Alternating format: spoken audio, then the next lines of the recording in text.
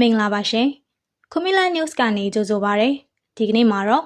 ခမီမျိုးအပါအဝင်ရခိုင်ပြည်နယ်မှာရှိတဲ့တိုင်းရင်းသားတွေလွတ်လပ်မှုနဲ့ငြိမ်းချမ်းရေးကိုကာကွယ်ဖို့ရည်ရွယ်တယ်လို့ ARSA ပြောတဲ့သတင်းကိုတင်ဆက်ပေးမှာပါ။ရိုဟင်ဂျာကယ်တင်ရေးတပ်မတော် ARSA ကရခိုင်ပြည်နယ်အတွင်းမှာနေထိုင်တဲ့ခမီရိုဟင်ဂျာရခိုင်မျိုးတိုင်းနက်မာရမာတပ်နဲ့ဟိန္ဒူစတဲ့လူမျိုးတွေအတွက်လွတ်လပ်မှုတရားမျှတမှုနဲ့ငြိမ်းချမ်းစွာနေထိုင်ရေးအပါအဝင်စီးစိမ်ဥစ္စာတွေကိုကာကွယ်ဖို့ရည်ရွယ်ချက်နဲ့သူတို့အဖွဲ့အစည်းကိုဖွဲ့စည်းတာဖြစ်တယ်လို့အောက်တိုဘာ26ရက်နေ့ကပြောဆိုထားပါတယ်။ရိုဟင်ဂျာကယ်တင်ရေးတပ်မတော် ARSA နဲ့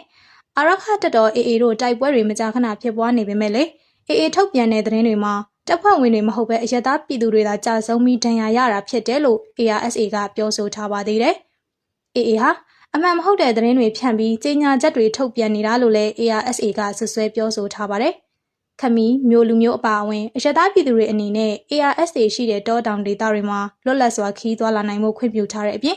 ARSA အဖွဲ့အနေနဲ့ခမီမျိုးလူမျိုးတွေနဲ့အရသားပြည်သူတွေကိုဘယ်တော့မှဖမ်းဆီးတပ်ဖြတ်တာနှိပ်စက်တာတွေမပြုလုပ်သလိုနောက်ပိုင်းမှာလည်းအဲ့ဒီအပြုတ်မှုတွေပြုလုပ်မှာမဟုတ်ဘူးလို့ကြေညာပြောဆိုထားပါသေးတယ်။အဲ့ဒီပြင်ခမီမျိုးလူမျိုးတွေကို AA ရှိရာဒေသတွေနဲ့အနီးအနားဒေသတွေကိုခီးသွားလာရမှာလည်းသတိပြုဖို့ ARSA ကအသိပေးထားပါတယ်။ ARSA ရဲ့အမည်ဖြတ်ဖို့ရည်ရွယ်ပြီးတော့အိန္ဒိယနီပေါနဲ့ဘင်္ဂလားဒေ့ရှ်နိုင်ငံတွေကခိုးဝင်လာတဲ့ AA အဖွဲ့တွေဟာ